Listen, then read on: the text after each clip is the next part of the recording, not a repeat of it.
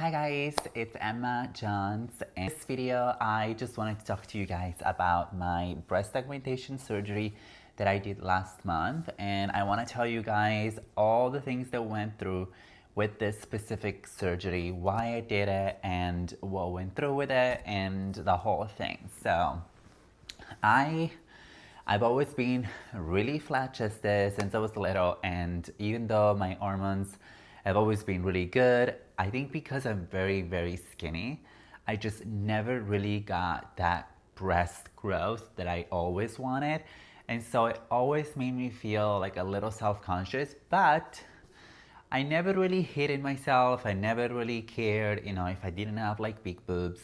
I just wanted to do it for myself. And so I went through the process of speaking to a surgeon and doing the whole thing. So here in Canada, and I think even in a lot of other countries, when you are transgender and you have not grown any kind of breast tissue after one continuous year of hormone replacement therapy, so that means that you have done your estrogen, you have stopped your testosterone, and it's been over a year, and you still have full-on flat chest with minimal breast growth, you get to apply for this surgery to be fully funded for you.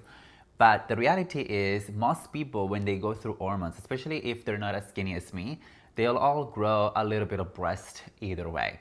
So even if you have like a tiny little bit of breast, you wouldn't qualify for the surgery. Now, I believe that this was actually in my favor because the first year of my hormones, I was actually with a different doctor than the one that I follow now. And she wasn't really giving me the right regimen for hormones. So my estrogen was not really at the right level. My testosterone kept getting higher and lower all the time. So it was really like unstable. And really, I didn't see many changes with my self appearance and, physical look and all of that. So when I swapped to a different doctor, even because the doctor I was seeing was completely out of business at one point, they had closed the clinic just because the government wasn't funding the clinic anymore because they were offering that service for free to all patients. I had to find myself a different doctor, and luckily I found someone who has been really, really good with me. She's always listening to any tips and advice. If I have anything new that I want to try, she's doing her own research, and she's really good at, administering hormones for transgender people. So when I went to her, after just about 6 months, I said to her, I really would like to apply for this surgery because I don't have any breast tissue and I know that it's really hard, but I'm like, I have nothing to lose, so can we please try? And she goes, I will not give you any assurance about this because all the people that I applied for, they all have been declined. But if you really want me to apply for you because you need a doctor to do that, I will do it. So we applied without even thinking that we could get approved. And eventually, a few months later, we did get a response and we got approved. So I was really excited about the surgery. But the process was going to take a long time. So I actually applied in 2023, I believe, or middle of 2022. And that's when we got approved. And I just did my surgery at the end of 2025. So you know how long it's been since the approval. It took over 2 years since that date to get my surgery actually completed. The funny story is that after I started seeing that doctor, and we actually made sure my hormones were stable and on the right level, my breast actually started to grow a little bit. So I did have like those little tiny boobies that you got, because again, I'm skinny, but my areola had been like forming a little bit better. It became more feminine. So I did obviously have a feminine chest, if that made sense. Like if somebody saw me naked, they wouldn't think it's a man's chest. They knew it was feminine and it was a female breast, even though it was really, really tiny. Just like any other girl that is biologically female and just doesn't have breasts, like very, very small, tiny boobies. So if I would have applied afterwards, I probably would have been denied. But luckily for me, I was approved before this happened. So postponed to about a year later, I got my first letter where it said to me that it was going to take about 18 to 22 months for my surgery date. And then after that, I waited about a year before I even heard anything. And then I get a phone call saying that I'm gonna start having like different appointments scheduled throughout the next year about, making sure I know what the risks are involved with the surgery, what's the surgery about, and all of those things. So I think I did about 2 to 3 appointments prior to my surgery through the span of the last year before I actually went under the knife. So I never done a surgery before, so this has been my first and only surgery. I know.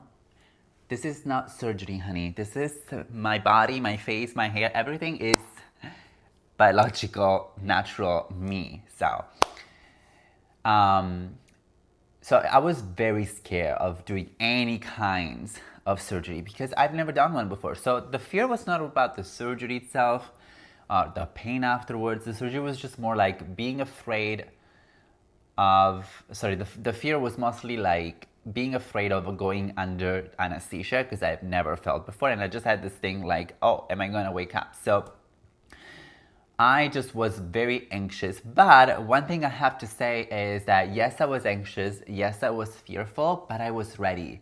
I was ready mentally and physically to do the surgery. I was prepared and ready to be like, you know what? This is what I want. And I know that it's an easy procedure. I trust my surgeon because you always have to trust the person you're doing something like this with. I felt very comfortable around her. I knew she was a great person, a great doctor, and I just felt I was ready. And so I feel like, in a sense, if you're doing something like that, any kind of procedure, if you don't feel ready, if something is telling you it's not the right time, not the right surgery, the right time, then I would suggest don't do it. Because actually, 2 years prior to this, so early 2023, I was scheduled to do the vaginoplasty with a specific doctor in Montreal. And I was so afraid and I was terrified, and my body just wasn't feeling comfortable around this person, this doctor, and the procedure itself. Not because I don't want it, but because I just wasn't ready with that doctor, that place, and all of that. So I canceled. I listened to myself. Now I'm in the process of scheduling that surgery, and I feel a lot more confident about the doctor who's going to perform the surgery and just about the surgery itself. So only do things when you're 100% ready and comfortable about what you're doing. So when it comes to breast augmentation, it's I wouldn't say routine procedure, but it's being done a lot. And so I wasn't really afraid, and the surgery was going to take anywhere from 45 minutes to about an hour and a half. My surgery was scheduled for 1 p.m. or 1:30 p.m. on December 10th. And I remember the week prior to the surgery, I just started feeling like ready. And yes, I was thinking about it constantly throughout the day, each day leading to the surgery.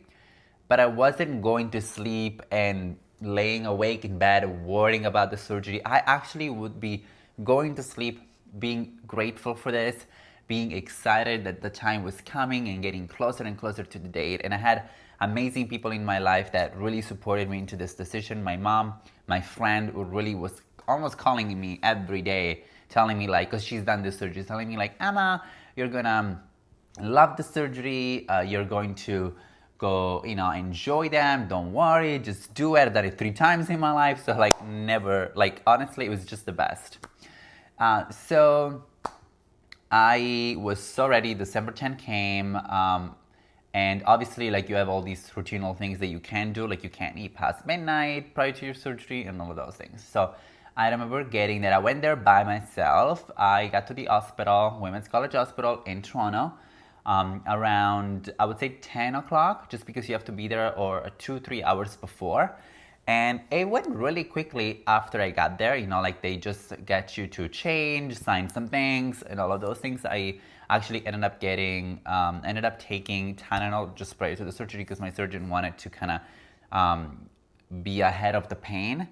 And so I took those, and I remember till that moment, I was like, oh my God, it's happening. Literally a couple of hours from now, I'm gonna be doing this. I can't believe it, it's happening. And then literally the time came where they did my IV.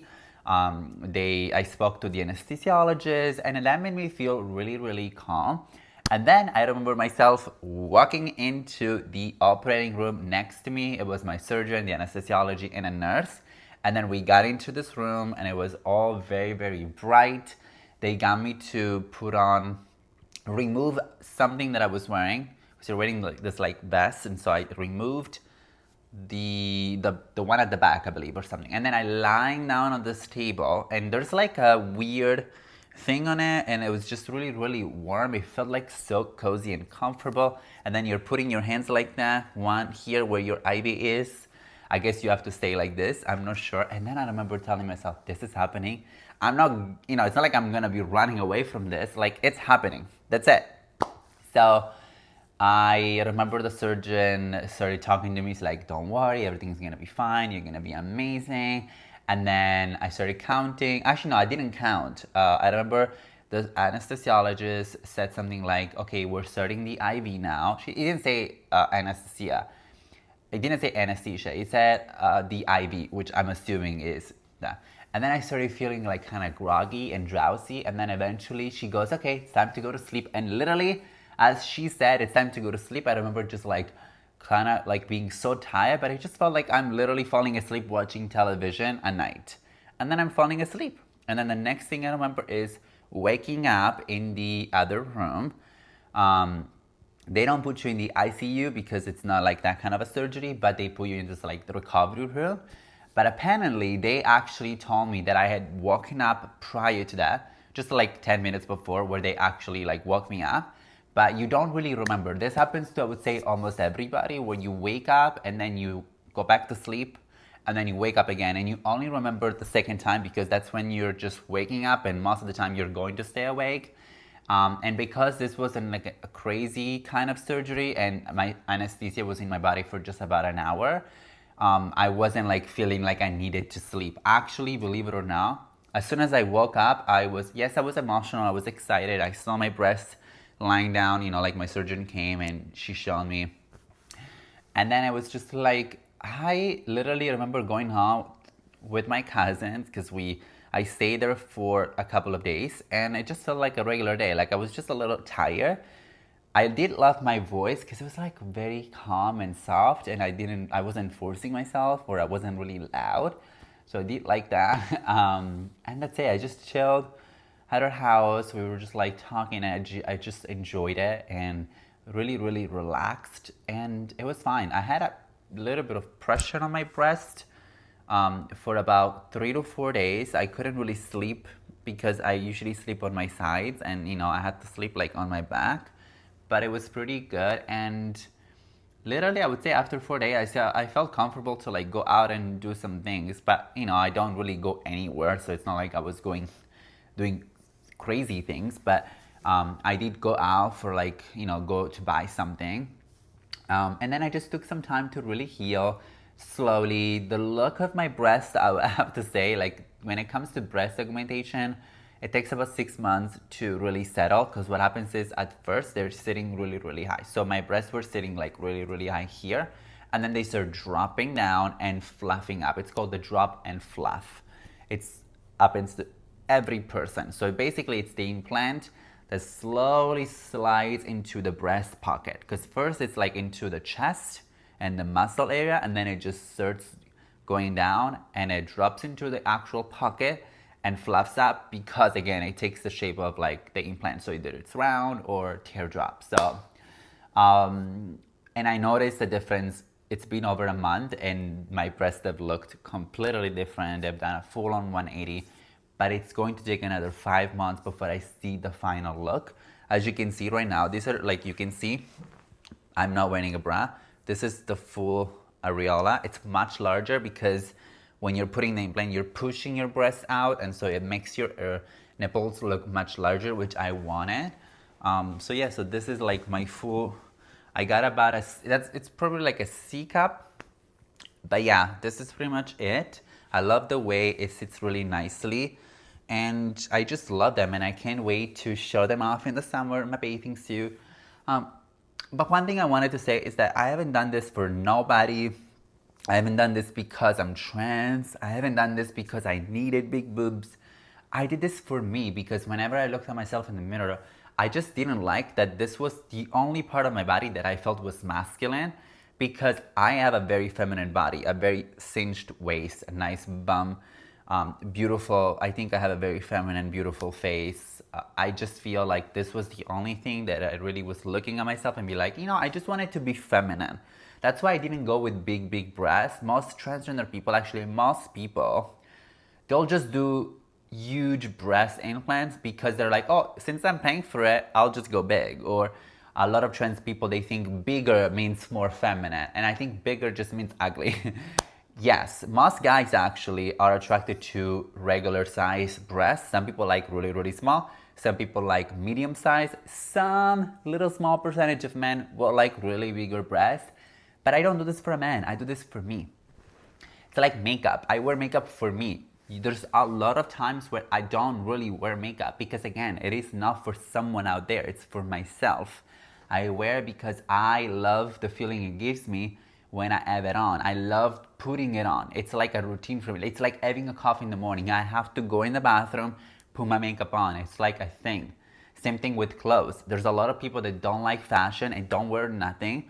And I love fashion and I need to look good every single day. Right now I'm home, I'm not going anywhere, and I'm wearing a cute little outfit. I don't have to be anywhere. I don't have to do anything for me to look the way I want to look, because all of these things are called self-care and I love them for myself. Today I'm not wearing a bra because I've been having a little bit of a stiffness in my shoulder and the bra kind of pulls. So I'm like, you know, let me just take a break from wearing this bra, because you have to wear like a supporting bra for the first 6 weeks. And I've always wear a bra. Like, come on, I would not show the nipples through a white t-shirt. But because I'm home and I'm not going anywhere and I just want to feel relaxed, I'm not wearing a bra. But if I would have to go out, I would be wearing a bra. I'm a very classy person. I don't do anything too sexual unless I have to be sexy for a person. Like, I don't need to do this for anybody. But yeah, so this was my experience. I know that somebody saw a video of mine on the shorts and said something like, oh, you look better without those plastic things. I think he thought I was wearing like one of those fake silicone implants that you put on. No, because I think he knows that I never had breasts, so he probably saw it. And you know, with filters and all, you can't really tell. So if you're watching this video, no, it's real breast implants. It's in my body. I have breasts now, so I'm not wearing anything plastic. And even the inside is not plastic, it's silicone. So yeah, so this was just a quick little video because I haven't made a really long video in a long time and I just wanted to show and share my experience. So I hope you enjoyed having a little chat with me, and I will try to make more videos. But really, I have no ideas what kind of long videos I want to make, and it's just I've been stuck with it. So that's why I'm posting shorts most of the time, and you guys love them. You know, it's easy to watch for you, so I don't really focus on putting the long form. But if you do have any ideas that it's within the YouTube community guidelines, let me know, and I'll try to make some for you. So thank you so much for watching, and I will see you soon in my next video. Bye.